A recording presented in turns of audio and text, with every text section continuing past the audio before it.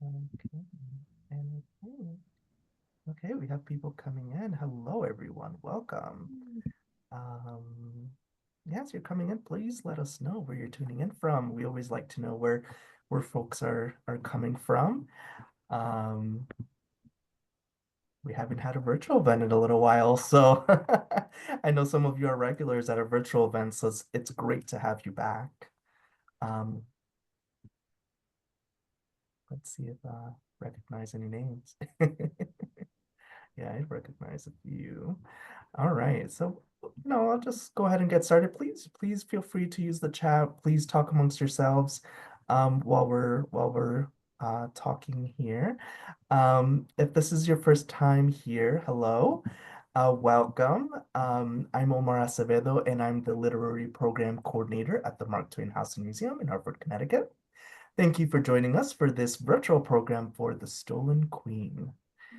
Now, virtual programs like this are produced in part with support honoring the late Frank Lord. We are grateful to honor his memory with these programs. And thank you to our members. I checked our list earlier, and I think we have maybe about a quarter of you are members. So thank you very much. If you're not a member, I strongly encourage you to become a member. Even if you're not in Connecticut, it's a wonderful way of supporting our museum. You get free or discounted admission to our author programs, including virtual ones. Free or discounted admission to the house and museum whenever you can make it. Year-round discounts in the store, which you can buy things online. And there are other things that come up along the year that you can use your membership for. Please visit our website for more information.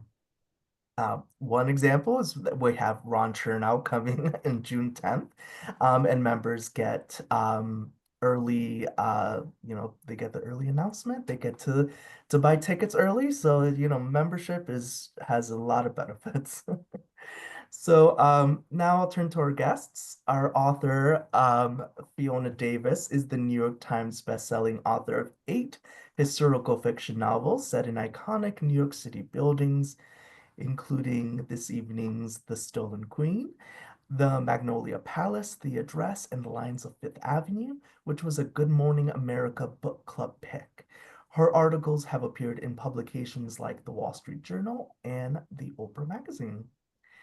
And our moderator, Mary Shanklin, is a journalist who has written for the Chicago Tribune, Los Angeles Times, Orlando Sentinel, USA Today, Architectural Record, and more. A Pulitzer Prize co-finalist for a series on the Pulse nightclub shootings, and winner of journalism awards from the Society of Professional Journalists, Investigative Reporters and Editors, and more. She is also the author of American Castle, The Notorious Legacy of Mar-a-Lago. So now during this event, as I said earlier, we encourage you to have a conversation with each other in the chat. If you have a specific question, though, please post that directly into our Q&A section. It's at the bottom of the screen. There it says Q&A, and there's a little word bubble with a question mark inside, and that's where you can ask your questions. And we'll get to your questions later on in the program. So that's all from me for now. I'll be back later. Please sit back and enjoy. And I'll turn this over to Fiona and Mary.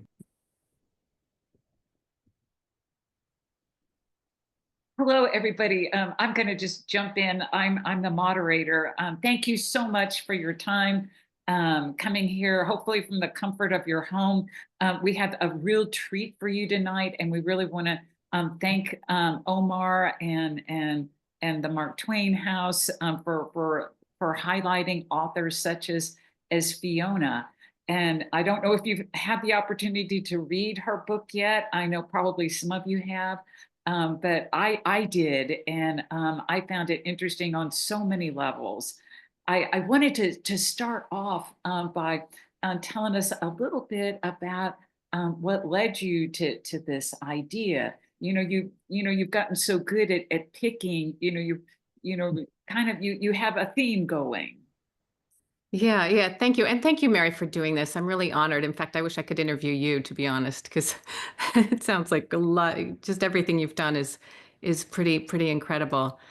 So yeah, and thank you to everybody who turned out tonight and for doing it virtually. I'm visiting relatives. I'm in a beach house. This is not my normal background. But I'm trying to wing it here. So yeah, so I got the idea for this book, for setting a book at the Met. At first, to be honest, I was really intimidated by the Met. It's just so enormous and there's so many departments, and I didn't know where to begin. And then I read an article in the New York Times, and it talked about the 2018 Met Gala, and Kim Kardashian went. And I never thought that I'd be mentioning Kim Kardashian in an author talk, but here we are. And so she went and she wore this glittery gold dress, really tight, really stunning.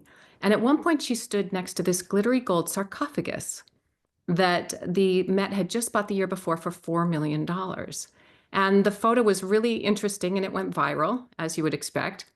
And to the point that the Jordanian smuggler who'd stolen the sarcophagus complained to an undercover informant that he'd never gotten paid.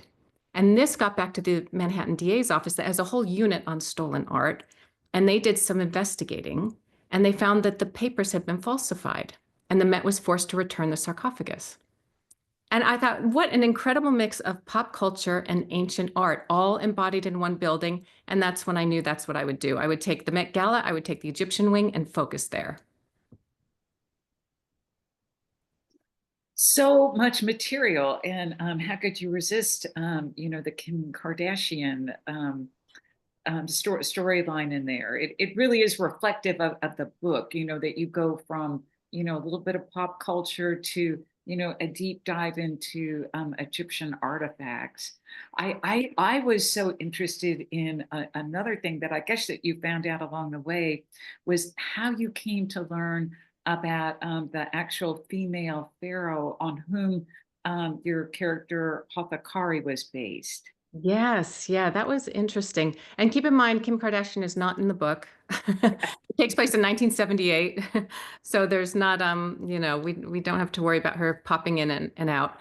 But yes, it is the main character is this character Charlotte, and she's a curator in the Egyptian wing, and she becomes obsessed with this rare female pharaoh because she's found out some things, and she feels like this discovery might make her career finally at the age of 60. And so, I discovered her. I heard a little bit about her, but the more I did a deep dive, the more I thought I need to include her, not as a character, but as a focal point. And so, Hatshepsut is her real name, and it sounds like a sneeze. And she was married at the age of 12 to her half brother, as one did in Egyptian royalty. As a fellow author mentioned that the Egyptian family tree is very narrow. And so she married her half brother, and he died 7 years later. But there were no male heirs. The only heir was a child of a concubine, an infant. And so Hatshepsut stepped up and she became regent. And she ruled for 20 years really successfully. There was economic peace, there was economic prosperity, there was peace, there were all of these advances in art and architecture. It was really an incredible time. And then she died, and at some point, her statues were destroyed, many of them. Her images just hacked right out of the stone.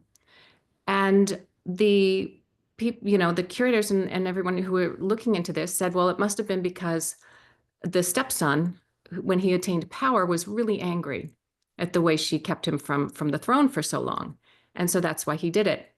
And so it wasn't until the 1920s that there were an excavation team in Egypt, and they found this quarry filled with her statues, and they put them together. Many of them are on display now. And they realized, oh, she must have been really important. We didn't know. And even at that time in the 1950s, the Met catalog described her as a vain, ambitious, and unscrupulous woman and a detested stepmother, Wow. right? No one had proof of this, but that's what they said. And then in the 60s, a scholar realized that all of the destruction had to have happened at least 24 years after her death, which is a really long time to hold a grudge. And they changed their minds and they said, maybe it was because the stepson was now at the end of his reign. He wanted the crown to go to his son. But there may have been females in other clans who also had a claim to the throne. And so he tried to erase the idea of a female pharaoh from the public eye. And so, you realize this woman went from being revered to being erased to being reviled and then finally restored. And I thought that journey was so interesting. And even when I went to Egypt as research, I went into the museum where her mummy is kept. And you go into this room and it's kind of dark, and I walked around her mummy and I just thought, oh my goodness, that is the woman. That's Hatshepsut. That's the woman who ruled the earth 3,500 years ago, was the pharaoh of Egypt right there. And it was so powerful. It was like past and present colliding. And that's what I wanted to try and bring into the book. Yeah, so rich, and to get to draw on actually, seeing, seeing everything in the tomb, that really did come out in the book. I don't know if you're seeing the comments right now, but people love this. Now, my favorite Fiona book. It's I think all the work, all the research work, and then being insightful enough to curate, what was important to tell. The other piece of it, we've all been to the Met. It's one of my favorite places on the planet, and you write about it also so richly. And talking about, like, the inner politics, and the pressure to fundraise, and it was so detailed. I wondered, what was your intersection there? Like, do you have a family member, a friend, a time as a docent? Oh, I wish. No, I don't, but you know what it's like as a journalist when you just throw yourself into a project. And so that's what I do. I just cast a really wide net. So I basically talked to anyone who would talk to me. And so that was security guards, docents, curators, handlers, technicians, conservators. There's so many different jobs. There's a job called a lamper, and they just change light bulbs. And so, yeah, but what I'm doing, and I know you know this from writing nonfiction, that you're looking for something that really roots the reader in the place. And so you don't have to do a huge long description that lasts 5 pages. You just have to get the right thing, from what the floors sound like as you walk across them, or, that kind of thing. So that's what I was looking for as I was doing all that research. Right. Yeah. It really did put you there. You really did feel like you were there. I also marveled at your character development, and you've got these female characters, who are kind of the heroines. Um, you know, there's Annie and Charlotte, and Deanna Vreeland, and I wondered if they were, heroines, or, kind of disappointing human beings sometimes. I like that. I think all of my characters start out from a place of great vulnerability, where they're just not, you want the character to grow. You don't want to read about a happy family that just gets happier, right? Right. That's just so boring. Not one dimensional. They're Right. not one dimensional. Right. And so what I did was I knew I wanted to have a 60-year-old character because I'm 58. And I just thought there's not enough people of that age represented as the heroine of a book. They tend to be much younger or maybe much older. And so I thought, okay, a 60-year-old curator in the Egyptian wing, she's really good at her job. She does all the work, but gets none of the glory because her boss always takes the credit. And, she's had a tragedy in her past that really has shut her down in many ways. And so she just kind of keeps her head straight, keeps on going, and does what she has to do every day. But her life is not all that fulfilling. And then you have Annie, and I just thought, what's the opposite of Charlotte? It's so true. I thought, how about this 19-year-old who knows nothing, is not a very limited view of the world. She's a parentified child, so she's had to take care of her mother, who's a former model who is not aging well. And so she's really been kind of stuck. And she lands this dream job as the assistant to Deanna Vreeland at the Met Gala. But she's unqualified. She's so green. She doesn't know what she's doing, but she's really willing and overeager. And I thought just putting those two together to try and solve a puzzle and get, find the answer to where this stolen artifact is gone would be so much fun to watch them play off each other.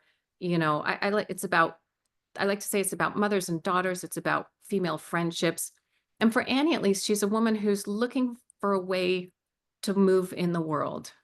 And she has no female, any healthy females who can show her.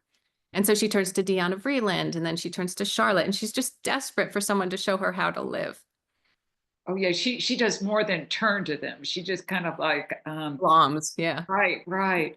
I did, I can't say that I recall having seen this in other novels before, where it is the pairing of this kind of diverse female team, in terms of ages. And it was really refreshing, that it kind of broke the barriers that I think, a lot of times, you see people kind of carting them off with people of similar age. And that was really that I really loved that.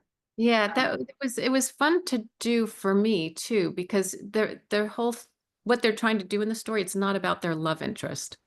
They're yeah, not trying to find right, husbands or partners. right. There's that going on, but it's ancillary. What they're trying to do is figure out, how to make themselves whole and how to Yeah, how find to fulfill themselves. yeah. Yeah. And they need each other to do that. Right. To that point, Fiona, do you feel like, and you have hints of this, maybe it's more than hints in the book, but do you feel like that the women of ancient Egypt enjoyed more freedoms than the women of today? Yeah, whenever I'm writing historical fiction, I'm looking at the cycles. And Yeah, I'm always interested in comparing how things were then versus now. Like one book is the Dakota apartment building in 1880 and 1980. And so that's a really interesting leap to make in terms of how women were in the world. And with this one, to learn that in Egypt, in ancient Egypt, women could own property. If they got divorced, they could keep their kids, they could keep their property. They could have a kid out of wedlock, no worries. You could have sex out of wedlock. They could, they had power. And then to compare that to the mid 1970s, when women couldn't get a credit card, they couldn't get a loan, they couldn't get a mortgage without a man co-signing. And, you just think, whoa, okay. right. You really underscore that point, with Annie's mom, who is just, kind of desperate to get a man, to kind of save herself. It really brought that home. I also wondered, you've gotten to such a nice collection of books you've written, and like what you hope to accomplish with this one, how you're fulfilling yourself more with this one, what you're Oh, conquering and telling, stretching yourself. What are you doing with this one that's special, do you think, that yeah. you didn't do Oh, with some of the others? oh, if my internet goes a little wonky, just let me know. Are you able to see me and everything? It just said my internet's a little wonky, but you're okay? So far, so good. Yeah. Okay. I may have Greg jump off it if it's too bad. Yeah, because we're in this uh Uh, residence that I don't know well. So yeah, so with this book, I love the idea of going to Egypt, yeah. of going, it's the first time I've gone outside of New York City, and I didn't go to New Jersey. I went to Egypt. Yeah. And that was really fun to explore that and to go deeper in that way, which was really, really good. And I think that deepens the story. I think the writing, I had more time to write this one. I'm taking more time in between books. And so I'm really proud of it. I like the way it flows, and I like where it went and how it ended up. Yeah. Very good. Okay. I have to tell you about one in there. It was when Charlotte had gone in the tomb. It's when the Pharaoh's remains were discovered. And then she kind of has this like physical kind of a manifestation. It's almost was like a supernatural. And it was like the only thing in the book that I saw, take this other turn. Mhm. And I wanted to talk to you about a little bit to hear from you about putting that in there? Yeah, I knew I wanted to have a curse in the book. Um, Oh, right, yeah, right. so I wanted a little bit of that magical realism to seep Yeah. in there because I think so many people associate that with Egypt. And so, yeah, by doing that and by having that moment with the pharaoh, it was just a way of kind of, again, pulling past and present together in a way that, we don't know if Charlotte is imagining this or what exactly is going on, but I like the uncertainty it brings to the novel. Yeah, I did love the curse. Throughout it, you really were consistent with from the beginning, and all the tragedy on the boat, and yeah, the curse just I don't know if there were other competing ideas for the title of the book, but and I love the one that you picked, but I didn't know if they were, the curse ever came up as a potential title. Yeah, no, it did not. We tried so many different ones. It's very hard to name my books because they're about a building and they're about people. And so I need the title to really involve more than one level. And so like the masterpiece is set at Grand Central Terminal, which is a masterpiece, but then it's set at this art school that existed there in the 1920s. And so it pulls everything together. And with this, we went through a number of titles, but then in the end, this one just felt rich and ripe. And I love what they did with the cover. I think they really, so many historical fiction books have women, looking from the back kind of wistfully in costume clothes. And I like the fact that this is the building. It's a really strong image, and then the pharaoh floating in the constellations was really nice. Yeah, very lovely. Okay, I have to tell you on the comments that are popping up, I don't know if you could see them, but Anne commented about how much she loved the book, which everybody's commented on. And she did a real estate presentation for her Columbia Business School um, on the Barbizon. But anyway, on the Stolen Queen, she is also a Met Museum docent. And boy, that's the test, when you have, the people who do the job that you're writing about in the book. And she says, I have to say that the parts took a few shots at the docents, and the training process are all still accurate in some ways.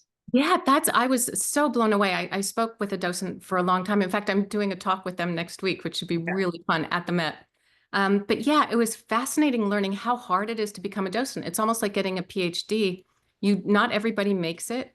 And they Yeah. do this, it's a volunteer position. And so they go through this harrowing process to have to learn everything they can and be able to present because they're the outward face of the museum. And I was really just really impressed and blown away by what they do. And then to learn that in 1978, in preparation for the big exhibit that was for the Met Gala with the Costume Institute, a lot of docents and volunteers would come and work on the clothes. They didn't have people who were professionals working on it. They Right. just bring in people from the, Upper East Side coming from their lunch and come and help, revitalize these clothes that were going to be on display. And so I just thought that was really incredible. I'm completely in awe of the docents. And in terms of the book, what you're doing when you have a mystery is you're trying to find the least likely person who might ever do something to do it. And so without giving too much away, I just thought, oh, this is perfect. So yeah, I'm so impressed with that program. Yeah, yeah, of course we know the star of the show at the Met, Diana Vreeland. Just you just to be in a room with her would be so amazing. And now, if I'm not mistaken, you have been, and you this is based off of a real the Diana Vreeland. Oh yeah, yeah. I usually do fictional characters, and Yeah, everyone else in the book is absolutely fictional. But with her, she was such an icon. She was this tornado of a woman, and there was just no way I could make someone up because you wouldn't believe it, right? She was incredible. Like, all the things she said, like pink is the navy blue of India, and the best thing about London is Paris. Like all of these things, much of what she says in the book, she really said. And I was just in awe of her, and I wanted more people to know about her. So by making her a character, and often when I was writing a scene, it's almost like she just took over. yeah. And she was so interesting. When she was born in Paris, her mother would tell her she was ugly. And then she went on to become this editor of Vogue and Harper's Bazaar. Oh And gosh. yeah, and she was really, she was an interesting looking woman. She put Vaseline above her eyelids. She would rouge her cheeks and her earlobes. Yeah. She had jet black hair and pale, pale skin. And she's the one who made the Met Gala, which before that had been kind of a ladies' luncheon, Uh, to the party of the year by making it at night and having it the Temple of Dendur and turning it into a disco and having Mick Jagger and Lauren Bacall and Jackie O come. oh, And right. she's the one who started it. She's the one who Right. When she has a throwaway comment about butterflies, it's believable, Yeah. and people go to fetch them. Right, right. With that, I was thinking, okay, what's the worst thing that could happen at the Met Gala? And then it came to my mind, and I thought, oh, this is perfect. But yeah, and she was so in control. She would have perfume infused into the exhibit hall. Like she had all of these crazy ideas. So yeah, so butterflies, you're like, yeah, of course. And just to show how things have changed in the book, the 1978 exhibit is exactly what was shown then. And it was this famous dance director and founder, Diaghilev, and it had the costumes, it had stuffed peacocks, it had a Rodin sculpture. My It was and it was so much fun to recreate that, having looked through all of the photographs and the press releases and the catalog. And so the reader, it's like you're going to a Met Gala, but to show how things have changed. In 1949, a Met Gala cost $50. And today, a ticket costs $75,000. Yeah. Oh boy, for 75 grand, you really do want a show. Yes. Yeah, you better get it. Yeah, without the moths. Yeah.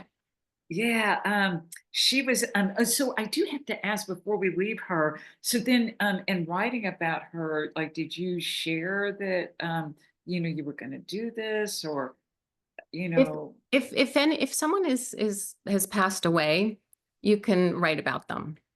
It's perfectly fine. oh right. Yeah. Yeah, So it's fine to, that's true. And yeah. who Yeah, so yeah, that's yeah. okay. But so I make sure that they are not alive. And I know her son is still alive and that, and I don't know what they think. But in the past I've written about, for example, the Fricks, Henry Clay Frick and his family. And Oh, I've met descendants of the Fricks who were oh. lovely and really enjoyed the book. And that's always such a relief and so nice to hear, what they think. Yeah, that's boy, what a an honor that is. You do such a nice job in this book of weaving together, these kind of light funny moments with Diana and the Moss and this and these really meaningful personal things, but also you have like a really politically interesting piece in there as well, which is the repatriation of these objects. And I wanted you to speak a little bit about that and kind of what you would like to bring to light with that. Yeah, it's really an interesting thing that museums, not only the Met, all the museums are dealing with today in terms of, what do they do with this art that it's in their possession, but it was looted or stolen. And so the Met has 1.5 million objects in their collection. Only 6% are on view at any one time. And all the rest are in storage. And a lot of these came from, times and places of the past where it wasn't right the way things were taken out. So for example, the Benin bronzes are these beautiful bronzes from what's now modern Nigeria. And in 1897, the British had this bloody and violent occupation where they just came and looted. They took anything they wanted. And there are photographs of these soldiers next to these piles of artifacts. And so they're spread all over the world today. And all the museums are trying to think of what do we do? They want them back. But there are questions like, what if there's no museum for them to go to? Will they be safe from humidity or from theft? And then what if the government needs money? So what if they sell it to an oligarch who then puts it in his villa and is never seen again by researchers, by scholars, by students? And so it's a conundrum. And the Met, there was just a long article in the New York Times about that they have a position of someone who just goes through the provenance of the different objects to figure out, did they come here honestly? And that's his job. And it was a fascinating article. In fact, they had the photo from the Met Gala of Kim Kardashian in the sarcophagus in the article. So I recommend anyone to check Oh it my out. gosh, I didn't see that. I have to go back and look at that. Yeah, and you know, they talk about it, and you know, museums like the Met are very open about it, and they're trying to do the right thing. And but it is something that, you know, I wanted to bring up in the book because so many museums are grappling with that today. I felt if Yeah, I didn't bring it up, it wouldn't be right. right. It would be a little hollow. Um, Yes. yeah, I also appreciate to that point, you do also address, well, who should see these? Should these be in the hands of a private collector? Where often, they are in storage and no one sees them. Should they be in, what some might say is, like maybe a second tier museum? Should they be in a foreign land from where they, I mean, I feel like there's a lot of different positions and it's complex. Yeah, I mean the Elgin marbles, of course, the British have them and the Greeks want them back. And there was just a few years ago, a millionaire had all these great artifacts, and he had his apartment photographed and published in a, you know, architectural magazine, and all these looted items could be seen. And so he was, you know, arrested. They took away the artifacts. I think they figured out who sold them to him. And so they're all over. They're really, it's not just museums. They're really all over the place. And it is such a big question. And so much, the other thing that you get to is, the criminal piece of it, and how much is at stake with this? It's not just, the identity of a country, a historical heritage, but there's so much to be gained, in fencing these items. And, I'm sure that, that you probably did some research in terms of the detectives who really chase after this. Yeah, and it's so interesting. There are a couple thefts that happened in the Met in the 1980s before there were video cameras or anything like that. And one was someone took a head off a statue, kind of lifted it right off. And it was later found in a locker in Grand Central Terminal. So they did recover it. But then there was another Yeah. one where some kids realized that there was a kind of a space in the vitrine between the glass and the box where these rings were being shown. And they had a Met floor guide, and they stuck it under the glass and then kind of wiggled it so the rings fell off and fell onto their Met guide. And then they pulled them out. Oh my Yeah, God. but then here's the thing. They went to Lexington Avenue and tried to hawk them, you know, like a few blocks away. Right. But the person they were hawking them to, the jeweler, recognized them. And so he took them and he called the Met, but then he tried to blackmail the Met to get money to give them Oh, back. So it's like, it's this incredible story. I mean, you couldn't make this up. If you put it in a book, no one would believe it. it's so true, and it's so fascinating. And we have seen a number of books, kind of start to, to pay more attention to this. But but this one, of course, was just kind of an invaluable artifacts. Not like in what is it, the art thief? It was kind of going through Europe and taking these things from these kind of second class museums. But what you're writing about is the whole country's history is kind of pinned on that. Exactly. Yes, it's very different. Yeah. So, Fiona, I also have to ask you, like in every book, you end up, probably like if you're like me, you kind of overwrite a little bit, and then, it's like, oh, well, you have to kind of squeeze things out. Was there anything that, you did, you weren't able to justify it being in, but, boy, if you just had 100 more pages, you would have liked to, taken it down another little rabbit hole. Oh, that's a good question. Yeah, you know, I loved setting it in Egypt. There's so much in Egypt and the tombs and that kind of thing that I wanted to play with. I had so much information in there in the early drafts. In fact, that I remember rereading it and going, "Oh, you've got to cut all this out," because it was me showing about here's how they dig and you Right. know and I was just so excited about everything I was learning that you want to share it, but you learn very quickly you can't clutter a book up with all of your knowledge. So it eventually got pared down, but there's so much there that I cut that I wished I could keep because I was so proud of it. Yeah, yeah. Well, I think you were able to include enough to, make us all feel like, we were there with you. And I think, and I know you probably do this as well, but when you're looking for those details, you could, explain all the logistics forever. But I found a detail about what it was like to sleep in the desert in the 1930s as an archaeologist, is that you would have a cot and a tent.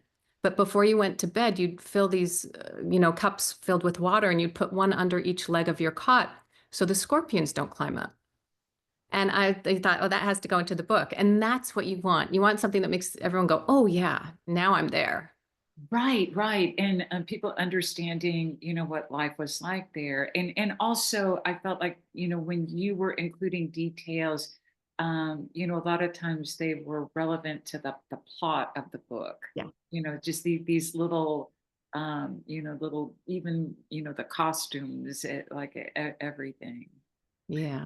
But you do have such a fan base, as we'll see here in a few minutes. I know Omar has kind of gotten everybody to think about the questions that they would like to ask you. But before we turn it over to them, I am just kind of dying to know, after this, what gets your attention now, and what are you working on? Yeah, yeah. I'm working on the draft of the next book, and it's set at the oldest house in Manhattan, which no Oh one my knows about. God. Most people don't know. Most New Yorkers even don't know this, but it's called the Morris Jumel Mansion. And it's this beautiful white mansion with columns. It's surrounded by these beautiful gardens. It's up on 160th Street. It looks like it belongs in the South, like in Georgia or somewhere. And Oh it's beautiful. And it was the headquarters for George Washington during the Revolutionary War for a few my months. And gosh. then later, this woman moved into it. Her name was Eliza Jumel. She was born in Rhode Island as the daughter of a prostitute. She came to New York, and she eventually became the richest woman in New York because of her real estate dealings. Oh She was my really good at real estate.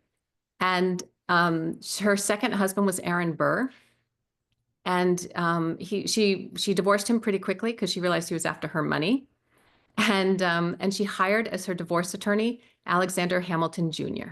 So there's a lot to play with here. She's such a character, and I'm having such a good time. gosh. You found a gem there. And it is like so true to you. You'll be able to, like, tease out this from the George Washington and all these different angles, and the daughter of a prostitute, and yeah, It's really some great. meaty stuff, yeah. Yeah, so we'll have to wait. We'll have to wait like a couple years on that. I know you're taking a little bit more time between your books, and yeah, maybe like not next year, but the Yeah, next. I think January 2027. And I'm excited because the museum, it is a museum, and the Met doesn't need me to write about them. They're doing fine. Yeah, But the Morris Jumel Mansion could use some love, and I feel like putting a spotlight on them is really a good thing to do to, keep that museum safe. yeah. I do have to ask. So is that house, or all the houses that have been around it, raised, and now it's just, yeah. So Yeah, there it probably was was a surrounded lot of by pressure. fields. It was on one of the highest points of Manhattan. You could see Staten Island, you could see New Jersey, you could see Westchester, all from that point on that house. And it's really stunning. And now it's surrounded by apartment buildings, but there's a beautiful called the Jumel Terrace, which is a cobblestone street that goes off of it with the old townhouses are still there. And in fact, they film a lot of movies there, Boardwalk Empire. If you go and see it, you'll recognize that street. Yeah, I'm heading up there in about a month, and I'm gonna go. I'm gonna make a point. Let me know what you think. Yeah, definitely. Yeah. So with that, Omar, do you want to field the questions? Sure. I'm also going to be in New York in about a month, so maybe I'll stop by the mansion as well. Good. I love that. Um, I love that they're getting hits already. yeah. So Palma has a question.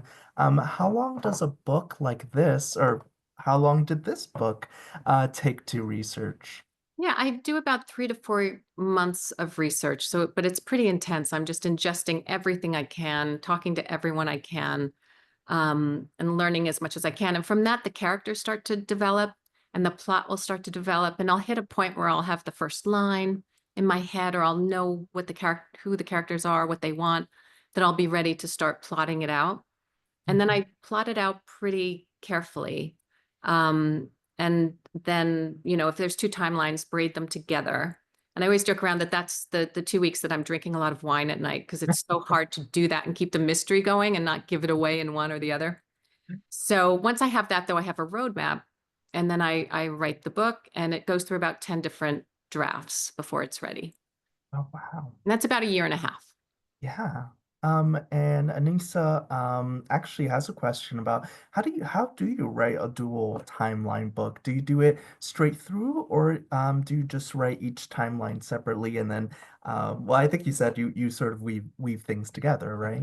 Yeah, but when I actually do write it, I tend to write the older one first and then the newer one, for whatever. It depends, but usually that's what I'll do.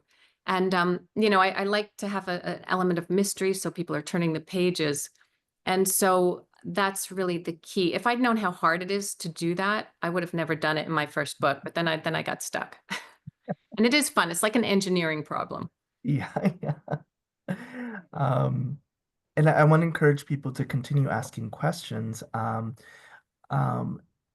Another question from Anissa. Who was the hardest character to write and why? Oh, that's such a good question. I'll tell you what, the easiest ones were Deanna Vreeland, because she's almost just kind of, her character is in place already. And also, I loved writing Annie's mom, Joyce, because she's such a narcissist. And there's something very freeing about writing someone who'll say anything and do anything and is completely manipulative. It's like you're just living through them for, the half hour that you're writing that scene.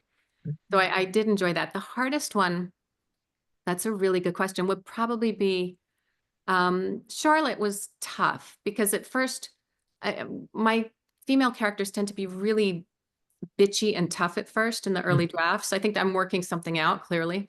And then I'll reread it, and my editor or my agent will read it and say, oh, let's soften them up. Let's make them a little more sympathetic. But in the beginning, they tend to be really, tough.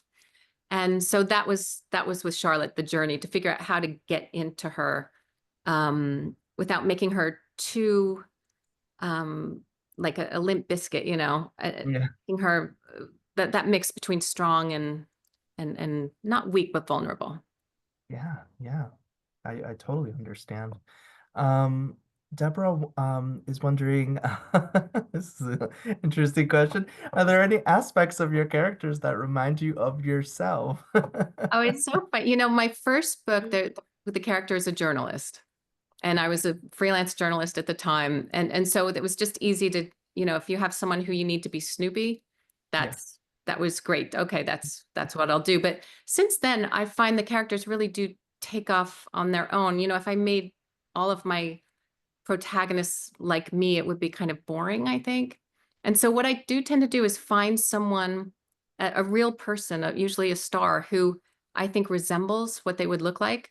And then it builds from there. Somehow having that separate person and that separate image helps me build it. So for for example, Charlotte Rampling, the French actress, was who I imagined, in her 60s.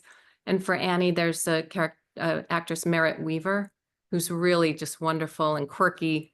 And so once I had them in my head, then I just let them spin off and do what they do. So it's not necessarily about me, although as I'm writing, I'll definitely be making faces and doing things as my characters are experiencing what they're experiencing. Yeah, yeah. I do the same with my own writing. Right? Yeah, you can't help it. Um, Someone's wondering, which character from any of your amazing books is your favorite and why? I'm sure it's like kids, it's hard to say which one is your It favorite. is. You know what who was really fun to write? The Frick family, Mm. which was the Magnolia Palace at the Frick collection. They Oh, were really interesting. And Helen Frick, definitely, because she was this, spinster during the 1919s and on. And she just didn't care. She had all this money and she did what she wanted, and she was very successful at getting what she wanted. and she was really tough cookie. And I just loved how I clearly am drawn to these really, she could be pretty nasty and, had some other qualities that weren't so great, but there's just something compelling about her. And her father as well, Henry Clay Frick, was this terrible man. I mean, he did awful, awful things during his lifetime. So when I wrote him, I knew I had to keep him three-dimensional. And so as I wrote him, I would imagine that it was Anthony Hopkins. And somehow that would just soften it enough that I could, Excellent. make him Excellent. human.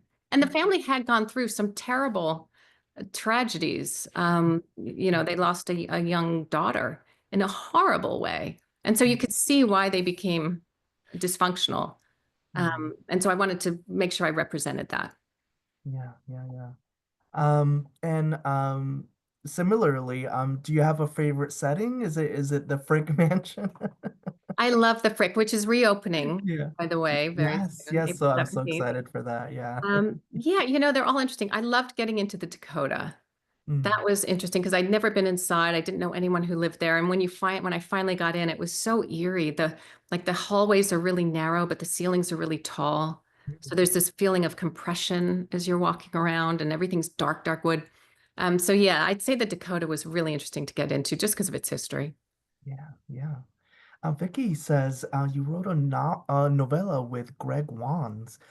Did you enjoy writing with another author, and would you do this again? Yeah. Oh, yeah. That's my boyfriend, Greg Wise. He's over there.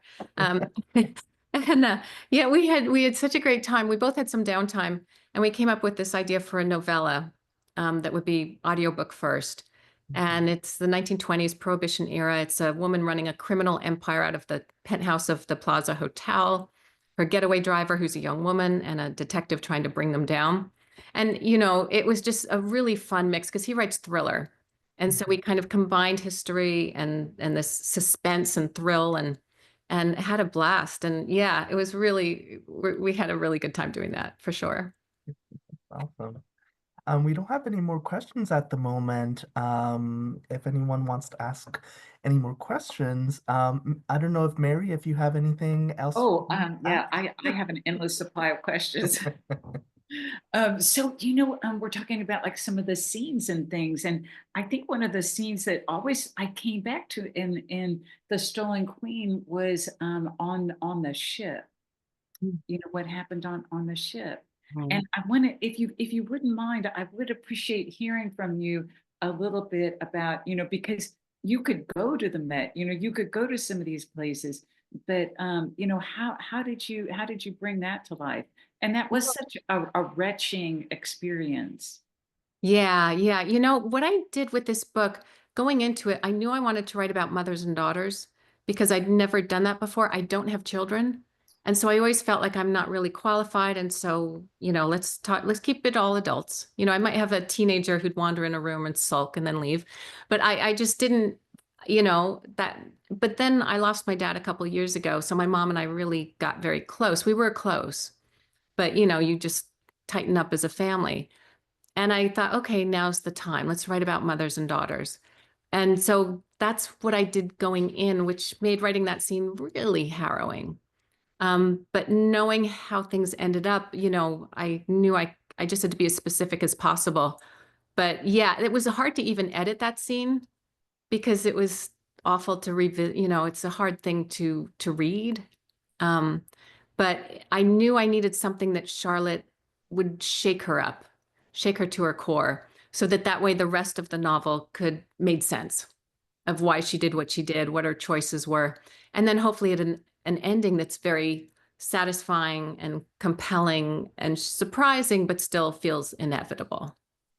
Yeah, boy, Charlotte's mother, she was kind of her own piece of work there. Yeah, yeah. I have to say my mom's really nice. I write about these terrible mothers. Again, because you need, you create a character and then you need obstacles. You need something to put in their way. And moms are so easy, they're right there. So yeah, so Charlotte's mom does some terrible things, but they're understandable at that time period. And her reasoning is she wanted to keep her daughter safe. That's the way she thought of it, is let's just not, and it's very English actually, my mom's English, of let's not discuss this. It's over, it's done with, no more. And that was the worst thing that could have happened for Charlotte. In fact, it made her life much less rich than it would have been. Right. It was almost like a study of mothers and daughters as you've got the paralleling storylines, how they evolved over time. And oh, I forgive me, but I can't remember if your female pharaoh, Havakari in the book, if she had like the mother relationship, if you even sewed it in with that. Yeah, she was a mother. She had a daughter, but I don't know what her mother's Oh, story mother. Yeah. was. Yeah. Yeah, because I knew I had to keep it pretty limited because I was covering so much ground. But that's a really good point. And I know there is another author, Marie Benedict, is writing a novel with Hatshepsut as a major character. So that's going to be, I'm excited. I think we'll see a lot of mother-daughter stuff there. And what was so funny about writing this was only 2 weeks ago, Egypt announced that they just found a royal tomb, the first one that they've discovered since King Tut. And it turns out it's Hatshepsut's husband's tomb. And there's writing inside it. She helped design it. It's all to do with Hatshepsut. And so people were emailing me and saying, "Did you know? Did you do that on purpose?" And timing the book. And I said, "No, the Valley of the Kings does not tell me when they're going to announce a new tomb. I'm not privy to that." But the Yeah. timing was incredible. Yeah, that's really exciting. And what tell us a little bit, if you've heard how the book was received, say for instance at the Met, they're kind of, on display there. Have you heard any like little insidery? Yeah, they've been great. When I first said I was wanting to write a book set there, the communications director at the time was really wonderful, and he gave me a full tour and, answered my questions, set me up with people, Met staffers to talk to. He was really great. And the regime has changed since then. And so I don't know them as well, but it's wonderful. They sell the book at the bookstore, which is Yeah, really, that's kind of yeah. wonderful. And I'm, doing a talk with the docents next week, which is about the docents, not the Met in general, but just the docents and the volunteers. And so it's been really, really nice. And what's nice to me is seeing all of these people who are going to the Met. And if you go to my website to the book page for The Stolen Queen, you can print out a scavenger hunt where Uh, all the pieces of art that are listed in the book are there. They're there, and the galleries where you can find them. So you can see where a fragment of a queen's face, which is the cerulean queen, is based on. You could go see the broad collar that's talked about in the book, and go see the pieces that really inspired me. And so that's I love that people are going to the Met. People are excited to go and see it in a different light, as not a collection of objects, but a collection of stories. Absolutely. Um, we have another question. I'm wondering, what's happened during the book tour? What has been the funniest thing that's happened? Oh, it's been great. I started out by doing 11 states in 10 days. Oh, wow. And so it was pretty incredible. It was really fun. I did one stop at the Dallas Museum of Art. And as you know, museums, I mean, there's just something really special about that synergy when you're writing a book about a museum and in a museum, like Mark Twain's museum. And it's so that was really kind of a lot of fun and a great stop. But yeah, it's been terrific. I've been all over the place, and I'm now home because I have to hit my deadlines. But it's been really great, and it's just lovely to talk to readers who feel so strongly about the Met. They've been going since they were kids. They know it. And this just brings them in deeper. Absolutely. Um, Arena says, love this book. Just curious why you choose NYC for the setting of your novels, and have you thought about other cities in Europe, possibly? I would love to do London, no Yeah. question. In fact, 5 years ago, I pitched a story to my agent about that Shakespeare's not really a man; it was a woman. Oh, After reading this article in the Atlantic, and then of course Jodi Picoult went and wrote By Any Other Name, which is that book. yeah. So she took, wanted to do the Globe Theater and do it all around there, and she did it so well. By Any Other Name is such a beautiful book. But yeah, I've kept them in New York so far because I like to do so much extensive research, and I live in New York, so I can run across the park and, figure out exactly what gallery that's in. How would what are these floors made of? And I think that makes my books very specific. Mhm. Um, And so far it's just been New York, but yeah, I'm open. Every time I travel to a different city, people say, "Oh, you've got to see this house or you've got to see that." So there's so much out there. I joke around that by the like 18th book, I'll be doing the gas station on the corner of 11th Avenue. Yeah, it's endless in New York. It's endless. I mean, and there's stories upon stories upon stories. So, Absolutely. yeah, you can spend your whole writing career writing about New York. Exactly. Yeah. I don't know if we have any more questions. I don't think we do. Yeah, I guess do we want to wrap up now? They're This has been, shy. They're awfully shy. yeah, very, very shy. Um, yeah, Mary, is there anything else that you want to ask Oh boy, I before tell we you, close up? I'm putting the scavenger hunt down. I have Yeah, me a too. grandson in Brooklyn. I'm gonna take him up, and we'll have so much fun with that. But I am interested, as we're kind of signing off here, if there's anything else that that you feel like we missed here, and Yeah. I something, a good takeaway that maybe we didn't see, or Yeah, I think we covered a lot here. I'm just trying to think. I mean, one of the things I always like to do is recommend other authors because the historical fiction community is such a wonderful one. And so there's books out, Kate Quinn is a huge favorite of mine. Kristen Harmel has a book coming out. Um, it's just, some of my favorite people. Alison Pataki, Marie Benedict. There's so many really great books out there. And what's nice about our books is that if you like what you're reading, you can just go to the author's note and you can find out what's fact, what's fiction, because I like to make that really clear. And which is why I renamed the Pharaoh, in fact, because I didn't want Charlotte to be taking credit for all this work that these scholars and archaeologists had actually done on Hatshepsut. And I realized it was easier. About halfway through, I changed the name through the process because I realized I needed to just make it clean. And then in the author's note, I say, this person did this. This was the person who discovered the mummy, so that those people get credit. And so, yeah, you go in there and you find the biography, go read that, go find all the books that inspired us. The book that inspired me was The Empress of the Nile by Lynn Olson, which is about an archaeologist who started at the Louvre in Paris. And she was a French resistance fighter during World War II. And she helped save all of this art from the Gestapo. And then she was in Egypt as an archaeologist, and she made all of these incredible finds, even though the men were trying to steal all the credit. And she went on to do incredible things. And it's a wonderful book. And that's what inspired me in terms of Charlotte. And so by being able to share that with the readers, you can just pass it on. And, the more we learn, the better we are. Absolutely. That's a wonderful way to end. And perfect for Mark Twain. Yes. Yes. Thank you so much, Fiona. We really appreciate you taking the time to speak with us. And thank you so much, Mary, for being our moderator this evening. my honor, really. I just am so impressed with what you do, both of you. Oh, thank you. Thank Yeah. you. This was so much fun. Thank you for those great questions. And thank you everybody for chiming in. This was really fun. I loved it. Yeah. And of course, we'll have you for the next book, and hopefully we'll be in person. Yes. We'll time it. We'll time it right. Absolutely. Thank you so much, everyone, for watching.